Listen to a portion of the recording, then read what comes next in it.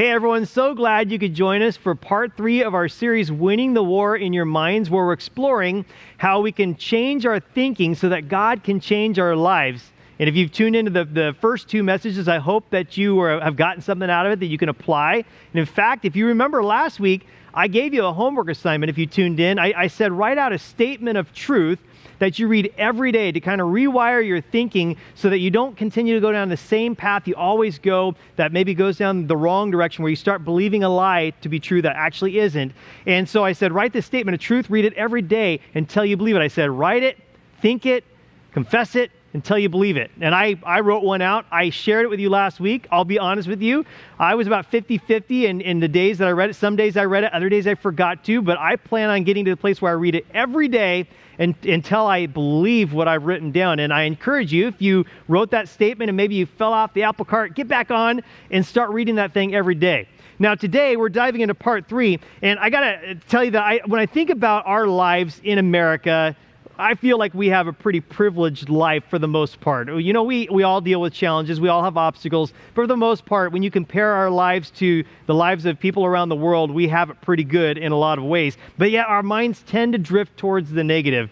I laugh when I think about sometimes when our daughters were younger and they were in elementary school and they come home from school, Mom and Dad, we'd always ask that question, how did school go today? And a lot of times we got the one-word answer, good, fun, you know, those kind of answers. But sometimes if we probed, they would be like, it was the worst day ever. And we're like, whoa, what happened? Well, our teacher, you know, we were talking when we shouldn't have been in class, and the teacher got mad at us in 3rd period.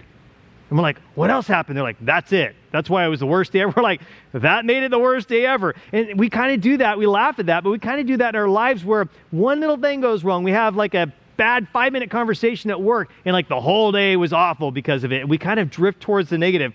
And I've shared this with you. I'll share it with you again. It's almost impossible to have a positive life when you have a negative mind. We have to change that. And so we talked about how mind in this series is a battlefield, and most of life's battles are won or lost in your mind. And in fact, our lives move in the direction of our strongest thoughts. Have you seen that to be true in your own life? Essentially, our lives are a reflection of the thoughts that we think. That's powerful. When you think about it, your thoughts literally dictate the direction of your life. I want to go back to a passage of Scripture we've looked at the last 2 weeks. The author Paul, he's the apostle in the New Testament who writes almost half of the books as letters in the New Testament. He writes in his letter to the ancient church in the town of Corinth. He writes this in 2 Corinthians chapter 10, verses 3 through 5. He says, "For though we live in the world, we do not wage war as the world does. The weapons we fight with are not the weapons of the world. On the contrary, they have divine power to demolish strongholds." You remember we've talked, if you've been tuning in, about strongholds in our mind that Satan puts in place and he gets us to believe a lie, and then he's got us. He goes on to say in verse 5, he says, "We demolish arguments and every pretension." I love that strong language. We demolish every argument, every pretension that sets itself up against the knowledge of God. And get this, we take captive every thought, because the battle is in our minds. We take captive every thought to make it obedient to Christ. And that's what this series is about, is being able to take captive every thought. Today, we're going to talk about a specific kind of thought that we have. Today's topic is called defeat your negative thoughts. Because we all, let's be honest, we all deal with negative thoughts in our mind, and sometimes the thoughts in our minds are by default negative. We have this idea that our brains have neural pathways. And maybe I need to work hard on mine because I can't get mine to connect here. But we have these neural pathways in our minds, and if you've heard me talk about this, I'm geeking out on the neuroscience here, these pathways become stronger and stronger every time we think a thought. Maybe the first time you had a negative thought in your life, it wasn't that easy to think. It wasn't natural to go to that thought. But then the next time it was a little easier. And now it's just your gut level reactions to go to that negative thought in every situation. Because we rewire our brains, we create these pathways. We wear a path in our brain down a certain path and make it more difficult to actually think the right way instead of the wrong way. What we think shapes who we are, and our thoughts eventually shape our lives. I want to talk to you about an idea, again, geeking out on the neuroscience, about an idea called cognitive bias.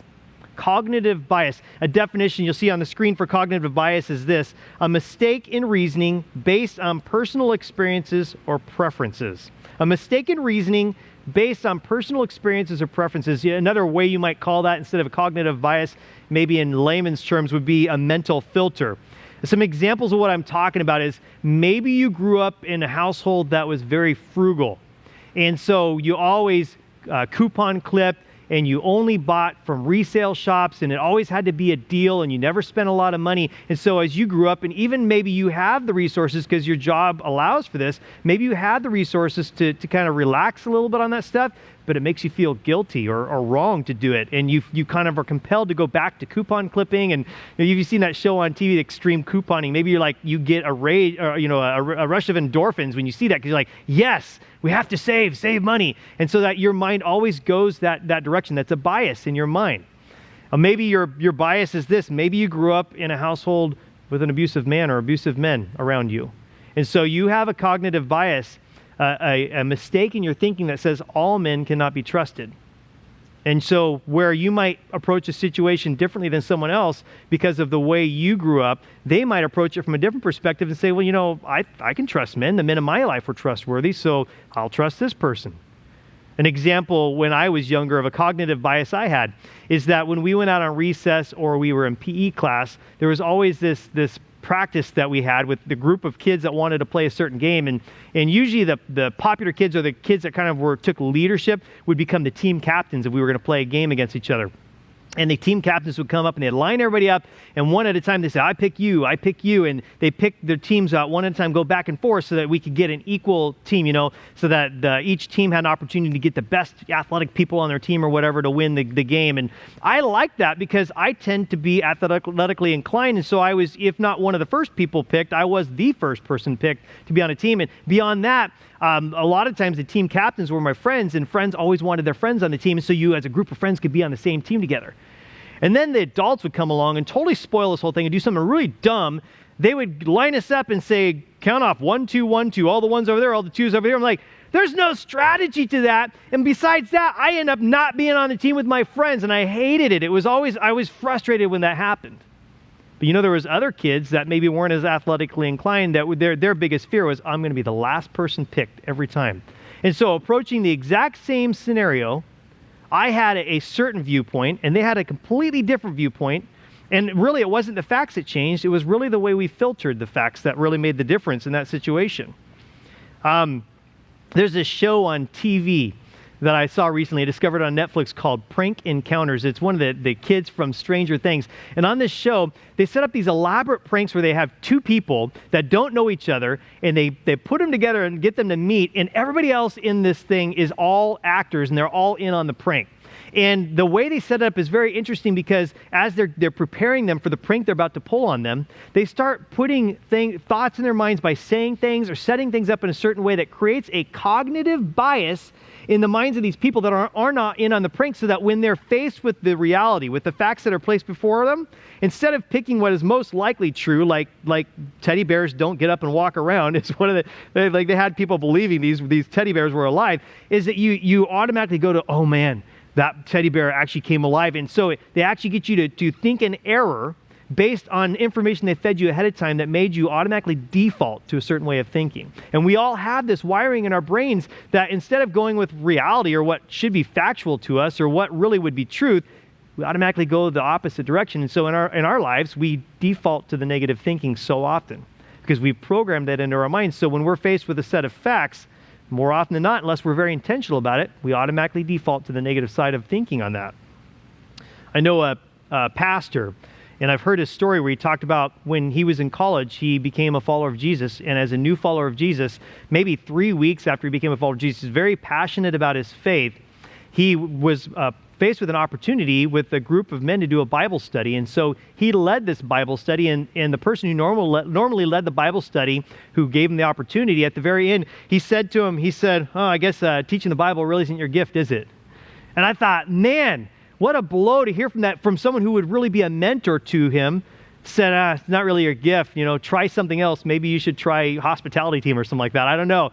And so really kind of took a blow from that. Fast forward about 3 years later in his life, he had the opportunity at his church to be able to actually stand in front of the congregation and preach a message. And at the end of the message, he was at the back of the room as was customary in their church. And as everybody left, he was saying bye to everybody. And this sweet old lady comes up to him and says, "That was a nice try." And he thought, nice try? What's that? You know, like, what a blow. It's like big blow to the gut. I mean, after a certain number of these things, you start doubting yourself and thinking, could I actually do this? Well, he felt very strongly that God had called him to be a pastor, so he kind of overcame that, and he went to a biblical seminary, which is like Bible school to become a church leader.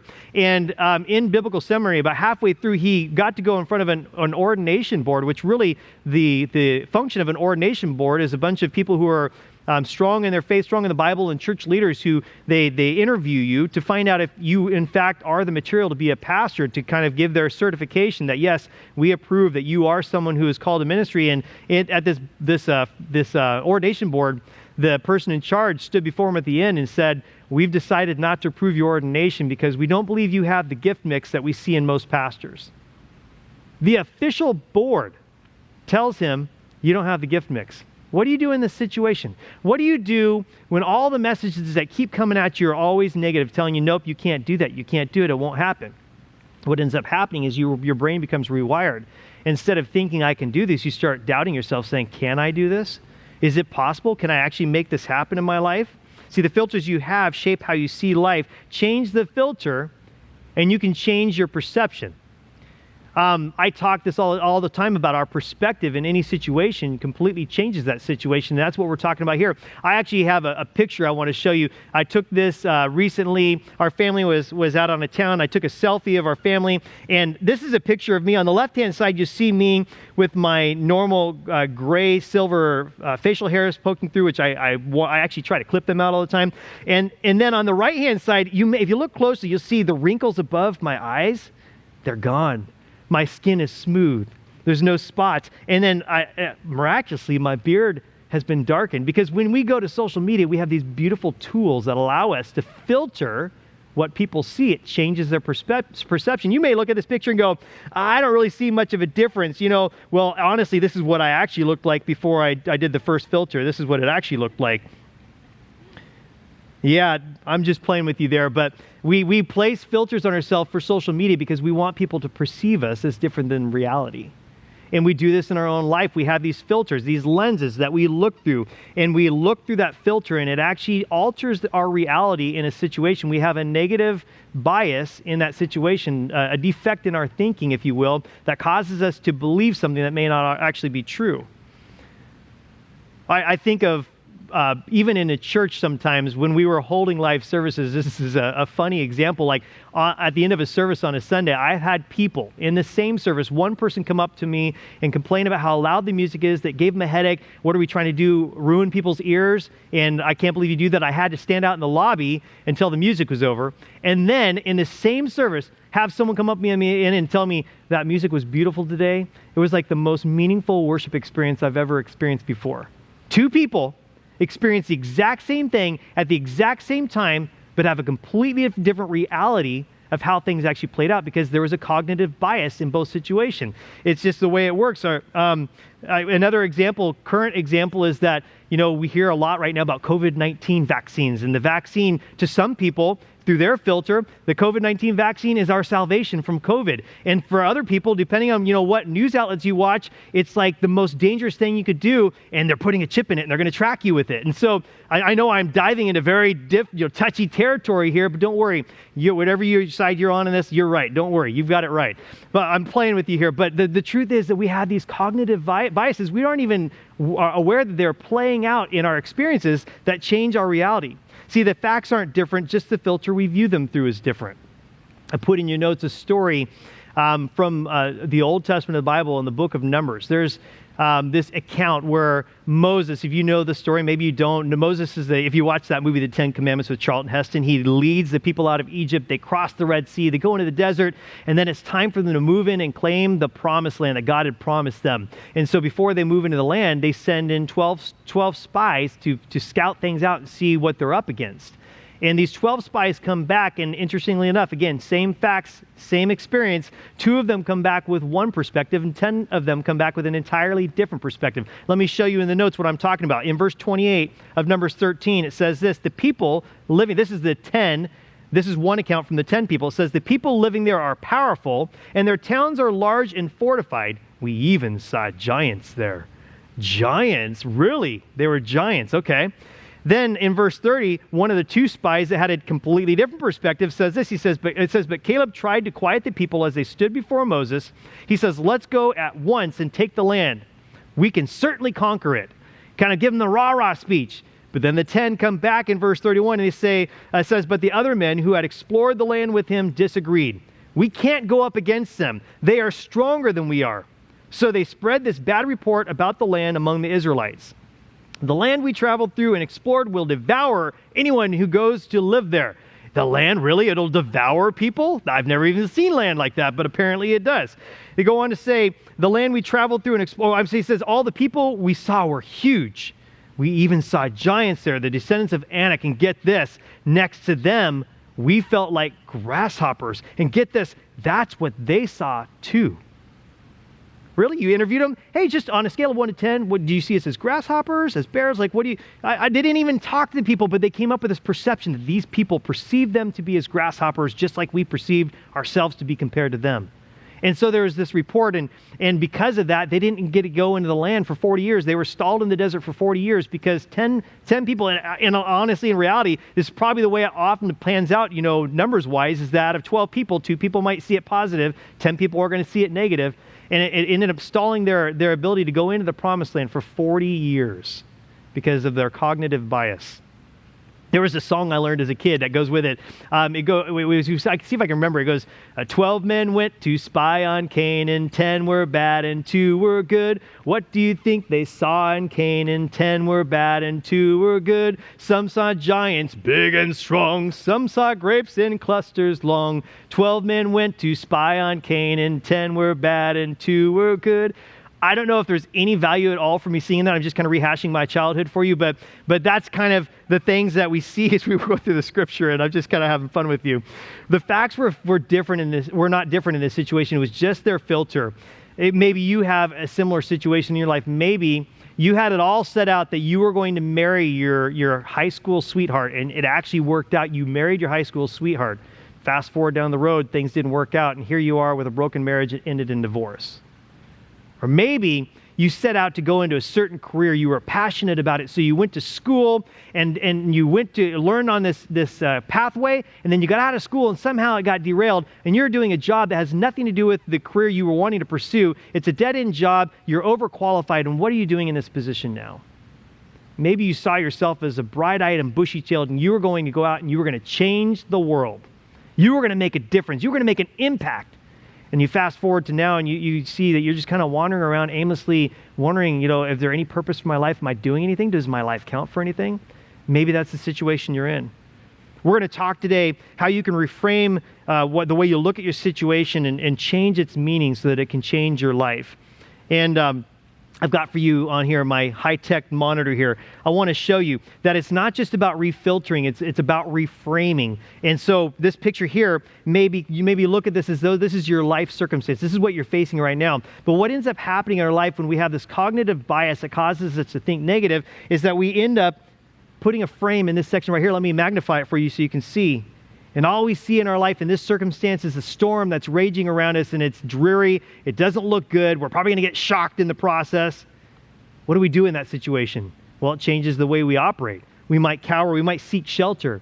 We might decide that it's nothing but doom and gloom ahead. But maybe let's go back out and look at our situation. What if we were just take the frame and slide it over right over here? What happens if you frame in this part of these circumstances and you go, wow, it's a beautiful sunset. Things are looking good. Yeah, sure, there's a storm on the horizon, but I know that things are looking good and we can head down this path. Good things are going to happen. Which way do you go in any situation when you're faced with an obstacle, faced with a challenge, faced with just any kind of circumstance in life? Do you go towards the lightning or do you go towards the sunset? I want to share with you in your notes this one thought. You can fill this in your notes that you can't control what happens to you. There's nothing you can do to control your circumstances. They're out of your control, but you can control how you frame it. You can control how you frame your circumstance in every situation.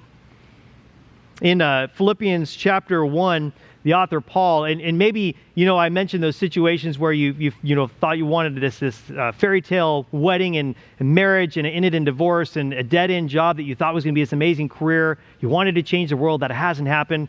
The author Paul, out of all people, can probably relate to your situation, because Paul was so passionate about spreading the good news about Jesus around the area, and he knew at that time the Roman Empire ruled his world at that time. He knew if he could get to Rome and he could share his faith with people in leadership, that would trickle down and spread out through all of the land, through the entire Roman Empire. He had that on his bucket list, to go to Rome and do that. But what ends up happening to Paul is he ends up not going to Rome and preaching. He gets put into prison in Rome and facing a possible execution. He's in a dungeon there.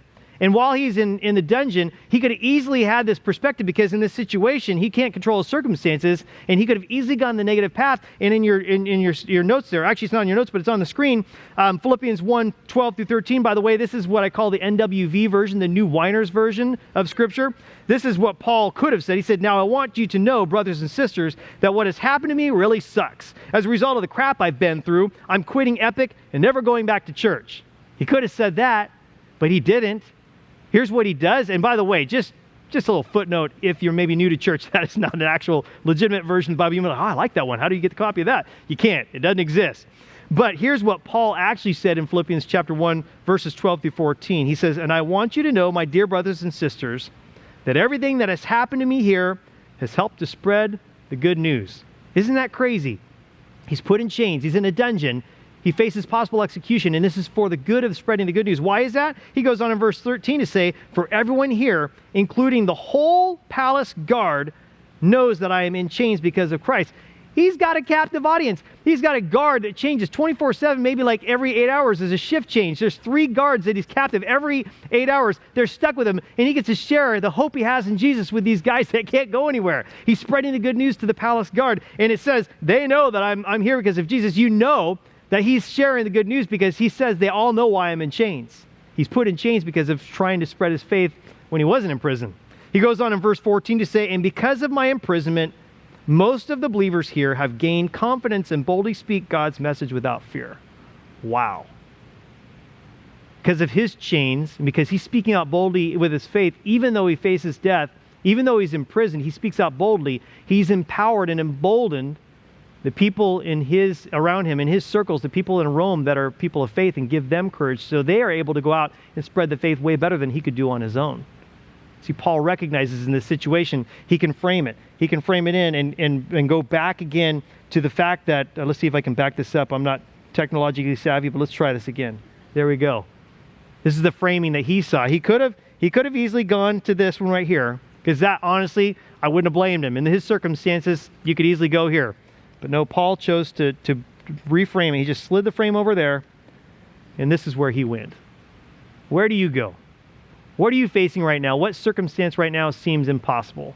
It's frustrating, discouraging. Are you ready to reframe your circumstance to be able to see things from God's perspective? I want to give you some tools to how to do that. We all have stuff that brings us down. We have frustration at work stuff. We have parenting stuff. We have financial hardship stuff. We have relational conflict stuff. We have bad news about the car repair stuff. There's all this stuff that we deal with on a daily basis. And what are we going to do with that stuff? Remember, our lives are generally pretty good. These things that we deal with, they're small little nuggets in our day. And we focus on them, we major on them. They're that little lightning snapshot in our circumstance, and we focus on them and make them our huge focus. And I want to talk to you today about how we can make that stuff basically go away and reframe our thinking. And so I want to talk about renewing our minds, as Scripture talks about, renewing our minds, refreshing our hearts, rewiring our thinking, winning the war so God can change our thinking, which ultimately changes our life. So here's 3 steps in your notes that we can follow. Number 1, thank God for what didn't happen. Huh?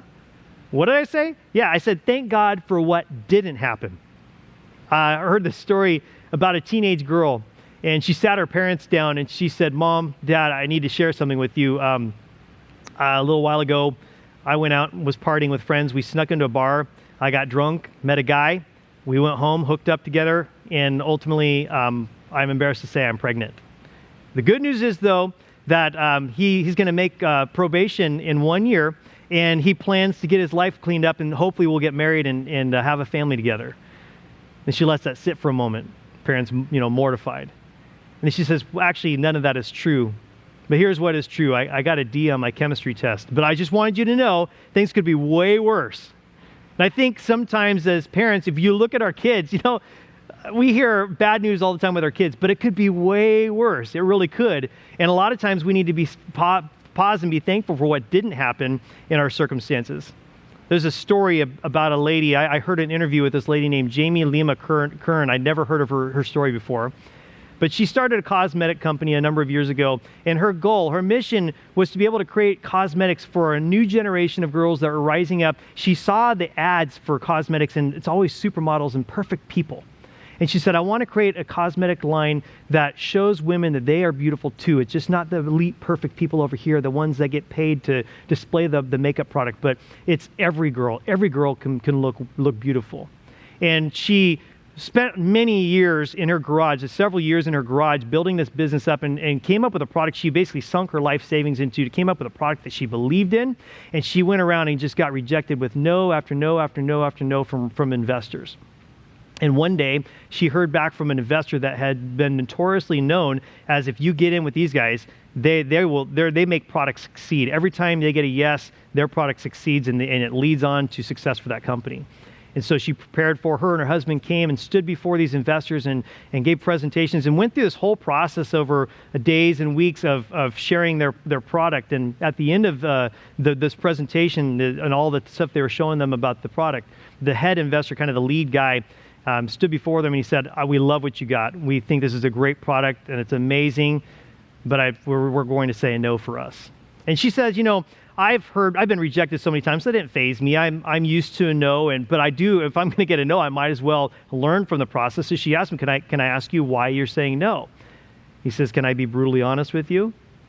She says, yeah, I would appreciate that. And he said, honestly, we just don't believe that women would buy makeup from a lady with a figure like yours with the weight like you have. She was stunned.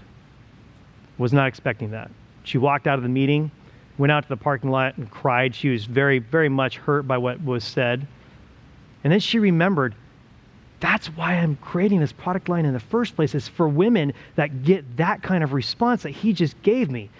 Every woman is beautiful, and you don't need to be rejected because you're not perfect. So it put this fuel, this fire in her, and instead she went out and did 6 years after meeting with these investors on their own, built the company up from out of their garage to selling it to L'Oreal Cosmetics for $1.2 billion. She went on to accept a position as CEO of L'Oreal Cosmetics, as the first woman CEO of that company in over 100 years of its history. And she says in this interview, and it just kind of blew me away, she says, I'm so thankful that this guy said no. In fact, by the way, she says, this is 6 years later, when he received news that she had gotten this sale with L'Oreal, he actually emailed her and said, I'm so proud of you. You did a great job. I'm so glad that this happened. She goes, you were right. I was wrong. And she said that was so nice to know that he felt that way. But she goes, I'm so glad he said no. Because we were so desperate when we went in for that investment that we would have handed over pretty much the entire company to them. But when we sold to L'Oreal Cosmetics for $1.2 billion, my husband and I were the primary shareholders of the company.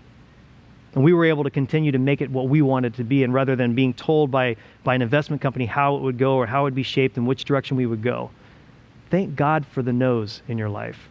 She says this, I love this, two quotes I want to give you. She says, it's not what people say you are, it's who you believe you are that matters. And she also says this, she says, rejection is often God's protection.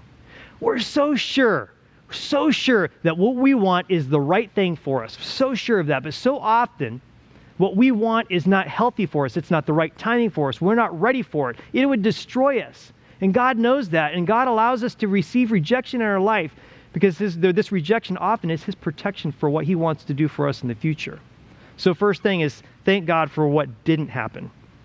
Stop seeing yourself as a victim of your circumstances. Start seeing yourself a victor in spite of your circumstances. Here's the second thing. Practice pre-framing. Practice pre-framing.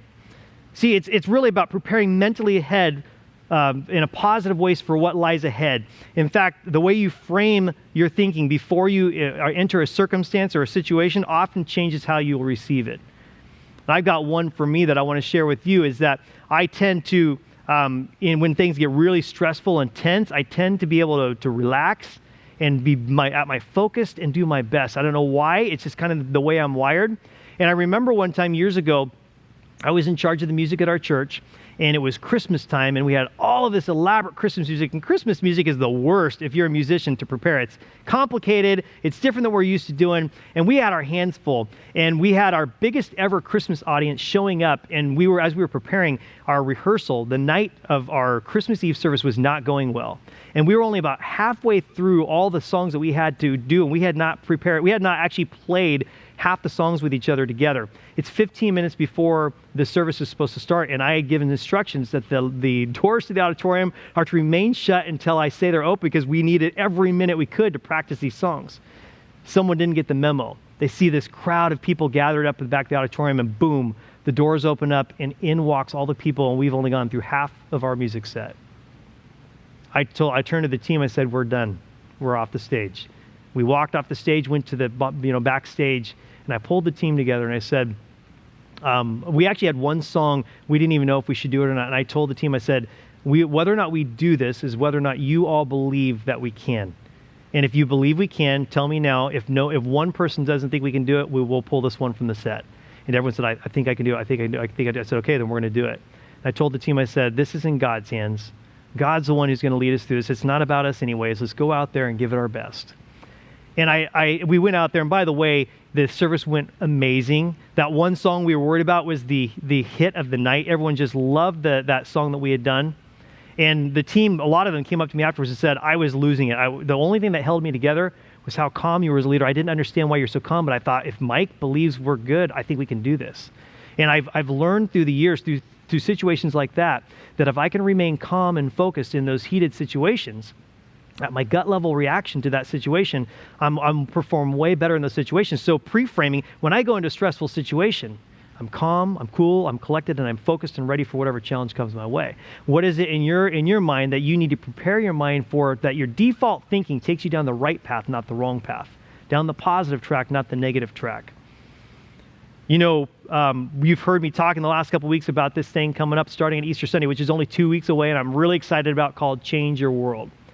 And I really believe over the last year, God has been working on my heart. He's working in our church, preparing us for what's coming up to be very special. In fact, without exaggerating, I believe the 8 weeks that kick off on Easter will be potentially the most impactful thing I've ever been a part of in my life. I really believe that. I'm not trying to exaggerate one bit.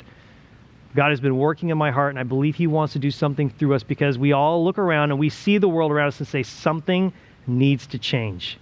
There's too much dysfunction, too much division, too much corruption. And it seems like it shows up in every sector of society, in entertainment, in the news and media, in politics, in government, in religion, and like everywhere you look, there's all these things that just are not right. We got to change it. Change Your World is all about us saying, you know, instead of waiting for change to come, it's up to us. If it's to be, it's up to me, and it's up to you. And we're going to step up to the plate starting on Easter Sunday, and that's the starting point for us to do what we've been talking about for the last couple of months, that our church is called, our vision is to do next generation transformation. That we believe that we are called to change things for the next generation, to help them so that as they grow up, they see the world through a good filter and not a bad filter. They see themselves as agents of change. They see themselves as part of the solution, not waiting around for someone else to be the solution. We have this opportunity in front of us. But here's the thing. Nothing happens if we don't do anything. And we could go into Change Your World. I've mentioned there's a whole lot of stuff involved with Change Your Worlds. In fact, let me just show you really quickly. I'm excited about this. These are Change Your World kits. This is your kit that will guide us through these 8 weeks. In fact, in this kit, you'll see that there's these boxes. There will be 8. And I'm not going to open this up because if I did, I'd have to kill you. This is top secret. But inside, there's 8 boxes like this that you're not allowed to open up. Of course, you could if you didn't follow the honor system, but you're not supposed to open them up until the week of each one of the messages. And each week, we're going to open up a box that's going to aid us as we change our mindsets and change our thinking so we see ourselves as having the ability to change the world, which I really believe is possible. And so these kits will be available starting next Sunday, March 28th. They will also be available on Sunday, April 4th, on Easter Sunday. Both Sundays, they'll be available from 9 a.m. until 2 p.m. at our physical church campus. If you happen to live outside of the area where you can't drive here and you sign up for a kit, we will mail one to you because we believe it's that important that you have it in your hands. But I want to warn you, much like I warned you last week about our Easter live service filling up quick, which, by the way, it completely filled up. There's no room left in the service. I'll get to that in a second. But these kits, there's only 100 of them available. And they're one per household. And the first 100 people that sign up for a kit will get one of those kits. And so I encourage you, on your connection form today, make sure that you sign up for a kit. Do not delay so you don't miss out on it. Don't think about it. Do not pass go. Do not collect 200. Just sign up for a kit. Now, that Easter service did fill up by the end of our third service last week, and so there is now a waiting list, and if you would like to get on the waiting list, you can. If we have enough people get on the waiting list, there's a possibility we may open up a second service at 11:30 a.m. No promises on that, but we're just going to watch and see how many people are interested in being in that weren't able to get in that first service. But one way or another, if you sign up on that waiting list, if we have space open up in the first service, if people have to cancel out, or if we open up another service, we'll let you know so you can be part of that. So I encourage you, if you're even interested, at least get on the waiting list, that interest list. So here's the thing I want to share with you about Change Your World. Change Your World's really cool. I'm really excited about it. But it's worthless if we don't step up and each one of us do our part. I have to do my part. You have to do your part. One of the things that we're looking for with Change Your World is that we believe that change, transformation, happens in groups. It happens in community. And I've heard it said before that if you want to change the world, you have to change your nation. If you want to change your nation, you have to change your region.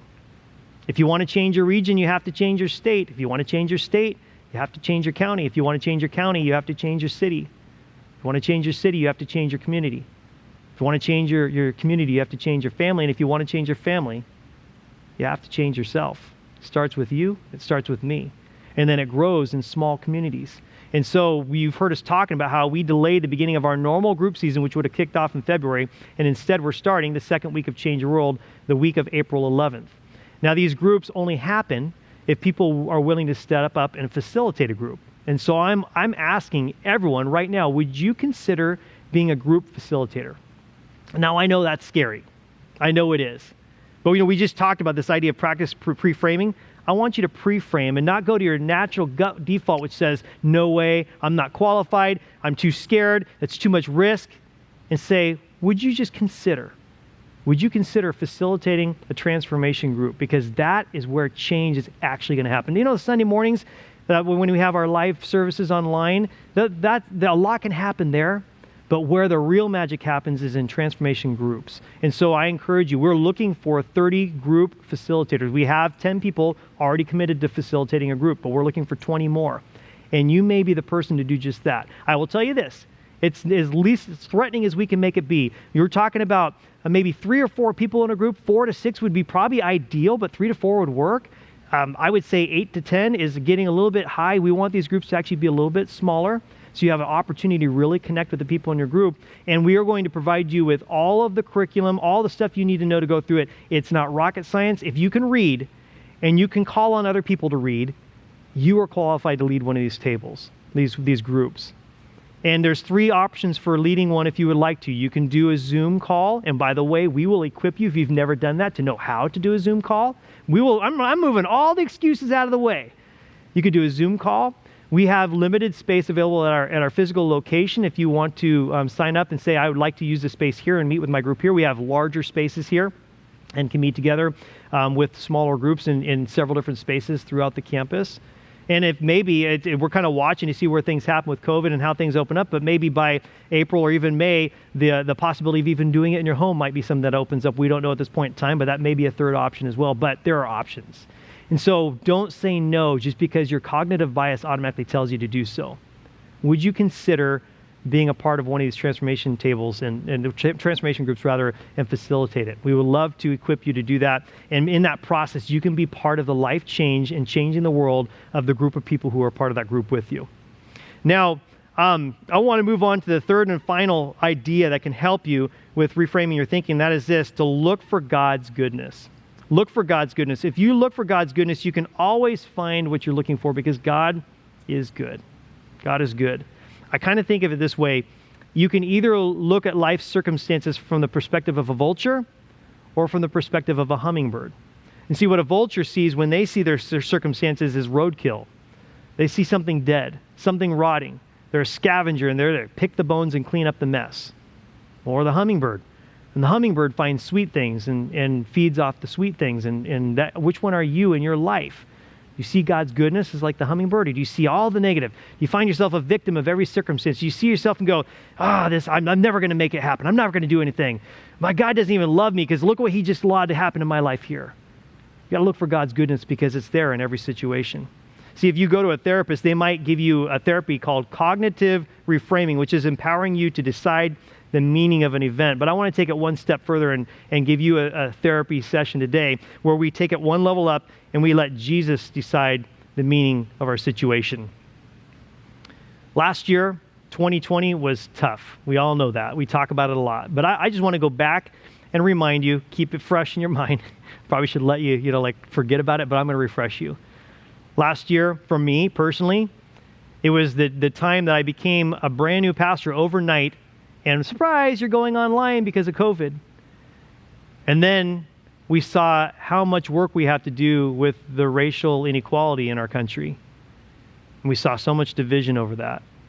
That divisiveness continued when it came to, do we wear face masks or not? And it became like a heated issue between people, and people on both sides thought the other one was Satan's spawn. And then there's the division over politics and the heated issues that came out of that. And there's so many other things. We had wildfires, need I remind you, in Oregon back in September. So many things about 2020 I would most just assume that I forget. But was 2020 really that bad? I don't know. Maybe my cognitive bias was taking over and I was seeing all the negative, because as I look back on 2020, you know what I remember? I remember that it was the year that we had more people come to faith in Jesus than ever in the history of our campus, in the history of our church. We had more outreach happen in our church than has ever happened in our 7-year history. I grew as a leader more in 2020 than I've ever grown. I learned a lot last year. I became closer to my family because my family, well, in a lot of ways, sometimes that was difficult, but we were stuck together in our house. But we became very close and tight-knit, and our family right now is virtually inseparable. We love each other so much. Maybe if you go back and look at 2020, I call it the Great Disruption. 2020 was the Great Disruption because it pulled us out of our normal patterns and habits of thinking and changed things. And for me, it was a growing year. Was it painful? Absolutely. But was it helpful? You bet it. 2020 is a year I would never give away and trade. And that sounds like I'm maybe a little bit sick in the head when I say that, but I'm serious about this, that I would not trade 2020 because of the experiences and the things that it taught me in that process. You got to reframe your thinking. Are we passively receiving the circumstances of our life, or are we aggressively interpreting them? Not aggressively interpreting them by our own bias, but rather looking from God's goodness and through his goodness at our circumstances. Do we interpret our circumstances through God's goodness or through our cognitive bias? Remember that pastor I told you about in the beginning? The one who was told, guess teaching the Bible isn't your gift. The lady who came up at the end of the service and said, nice try. And the ordination board that said, you just don't have the gift mix to be a pastor. Thankfully, he overcame all of those possible negative biases in his mind, and he went on to be a pastor. And I'm so grateful that he did, because what he did as a result of that. See, this pastor's name was Craig Groeschel. And that name may mean nothing to you, but 25 years ago, he started a church that has grown to be the largest church in America. And maybe that doesn't mean anything to you. How about this?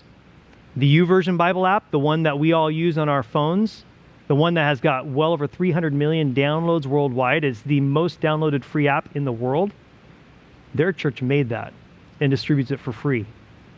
If that's not enough to convince you, their church is also the one that distributes for free the online platform where we watch our Sunday services every Sunday morning.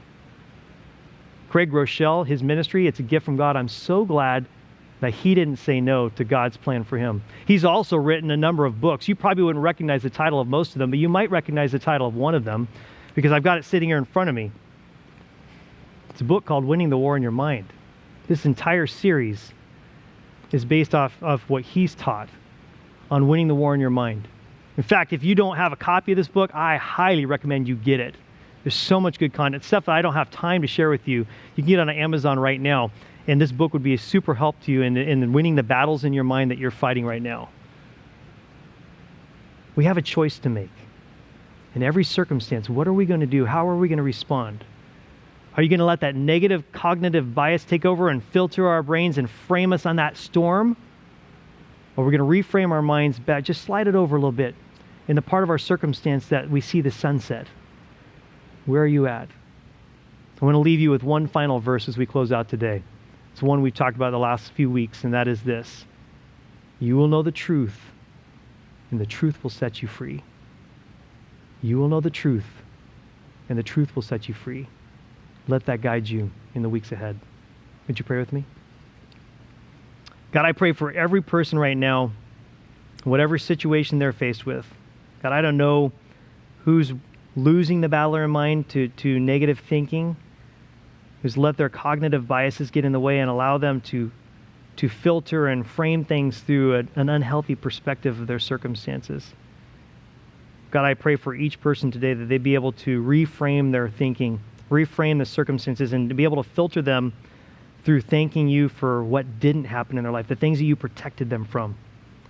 For practicing reframing, that they would learn ahead of time, before they're met with circumstances, how to operate in those circumstances and decide ahead of time how they will respond in those given circumstances. And then God, finally, that they would look for your goodness, because you are good. And your goodness shows up in so many areas of our life if we're just looking for it. I pray that you give each person today victory in reframing their minds so that they can have a new, fresh perspective. They would see things not from Satan's false perspective, these strongholds he's got set up in our minds, but rather we would break free from those strongholds and we instead would believe your truth, and it would set us free for the life that you intended for us to live. And thank you for this, God. And I want to pause right now and say, maybe as I was talking about that last thing about God's goodness, you were like, I don't think I've ever seen God's goodness. Maybe it's because you've never met Jesus. Maybe you don't understand who he is because you don't have a relationship with him yet. See, when God wanted to show us his love, he didn't just shout it from heaven. He sent his son Jesus here to show us on earth. See, he lived a perfect life here on earth. He died on a cross for sin he didn't do, or for a crime he didn't commit. Took on the sins of the world on his shoulder because he loved you that much. See, God is good. And God wants to share his goodness with you. And if you've never made that decision to follow Jesus and make him your forgiver and your leader, to accept him into your life, to believe that he is good and he wants to do good things through you, I'm going to say a prayer right now. And as I say this prayer out loud, I invite you to say it silently in your own heart. It goes like this. Jesus, thank you for saving me. I believe in you. I believe in your life, your death on the cross, and your resurrection. Forgive me of my sins. Fill me with your spirit. Fill me with your goodness and your love. Help me to reframe my thinking. Lead me. Lead me to lead other people in life change. Lead me to change my world, that I would follow you faithfully for the rest of my life. And thank you for this, God. In your name I pray. Amen.